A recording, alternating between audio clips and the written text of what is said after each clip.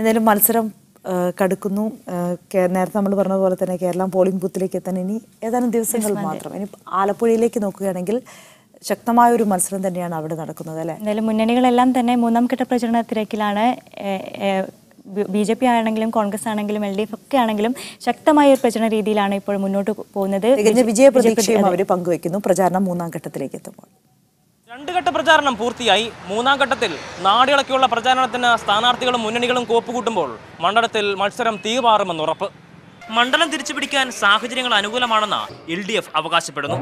അങ്ങനെ വരുമ്പോൾ നമ്മുടെ രാഷ്ട്രീയ വോട്ടും ഈ തിരിച്ചു വരുന്ന വോട്ടും ഗവൺമെൻറ്റിൻ്റെ പ്രവർത്തനങ്ങളുടെ ഫലമായി ഉണ്ടായിരുന്ന നേട്ടങ്ങളും ന്യൂനപക്ഷ വോട്ട്, ന്യൂനപക്ഷ സ്ഥാനാർത്ഥിയാണ് എന്നുള്ളതുകൊണ്ടുള്ള ന്യൂനപക്ഷ വോട്ടും ഇതെല്ലാം കൂടെ കിട്ടുമ്പോൾ വലിയ ഭൂരിപക്ഷത്തോടെ ഇടതുപക്ഷ ജനാധിപത്യ മുന്നണി ഈ ആലപ്പുഴ മണ്ഡലത്തിൽ ജയിക്കും. പ്രചാരണത്തിന്റെ ആദ്യഘട്ടത്തിൽ മുൻതൂക്കം AM ആരിഫിനായിരുന്നു. എന്നാൽ UDF മണ്ഡലത്തിൽ സജീവമായതോടെ മത്സരം പ്രവചനാതീതമായി. രാഹുൽ ഗാന്ധി പ്രധാനമന്ത്രിയാകാൻ പോകുന്ന ഈ തിരഞ്ഞെടുപ്പിൽ ഇന്ത്യയിലെ ഇടതുപക്ഷം തീർത്തും അപ്രസക്തമായിരിക്കും. പിന്നെ ആലപ്പുഴയിലെ പ്രബുദ്ധരായ വോട്ടർമാരെ സംബന്ധിച്ച് ഐക്യ ജനാധിപത്യ മുന്നണിയെ വിജയിപ്പിക്കുക എന്ന ദൗത്യം രാഷ്ട്രീയമായ ഏറ്റവും ശരിയായ ഒരു തീരുമാനമാണ്. പുതിയ ചരിത്രം എഴുതാൻ ഉറച്ച NDA സ്ഥാനാർത്ഥി KS രാധാകൃഷ്ണനും പ്രചാരണം ശക്തമാക്കിയിട്ടുണ്ട്. ഇത്തവണ അനായാസ വിജയം നേടാമെന്ന് LDF ഉറച്ചു വിശ്വസിക്കുന്ന മണ്ഡലമാണ് ആലപ്പുഴ. എന്നാൽ പ്രചാരണം ശക്തമായതോടെ വിജയം ആർക്കും അത്ര എളുപ്പമല്ലെന്ന് വ്യക്തമായിരിക്കുകയാണ്. വാഹിൻ ജാഫറിനൊപ്പം എബി തോമസ്, മീഡിയ 1, ആലപ്പുഴ.